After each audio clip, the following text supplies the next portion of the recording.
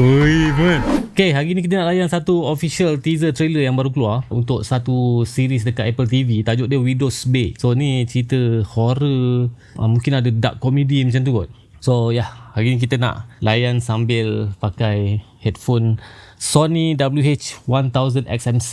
Yang pastinya sound daripada headphone ni tak pernah menghampakan. So jom kita layan.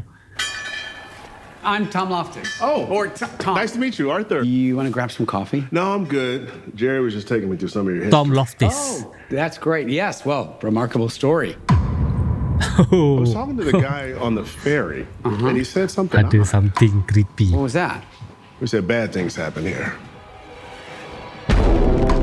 Oh, There is something muzik seram dia about masuk. these Man. seafaring towns.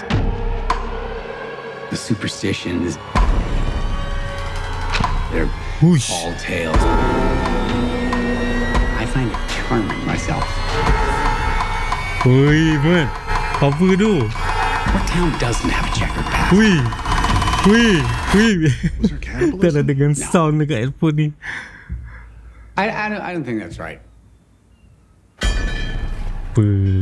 Ujung-ujung tu aku dah pernah bunyi burung gagak ke apa. Fuh.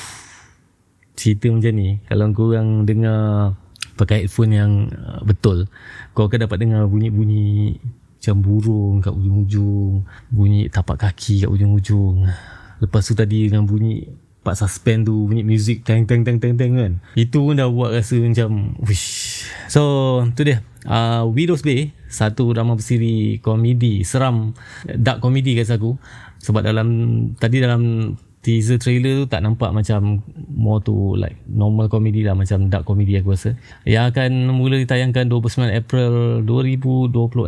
So apa pendapat korang tentang official teaser trailer tadi? Cuba komen kat bawah. Nyaman.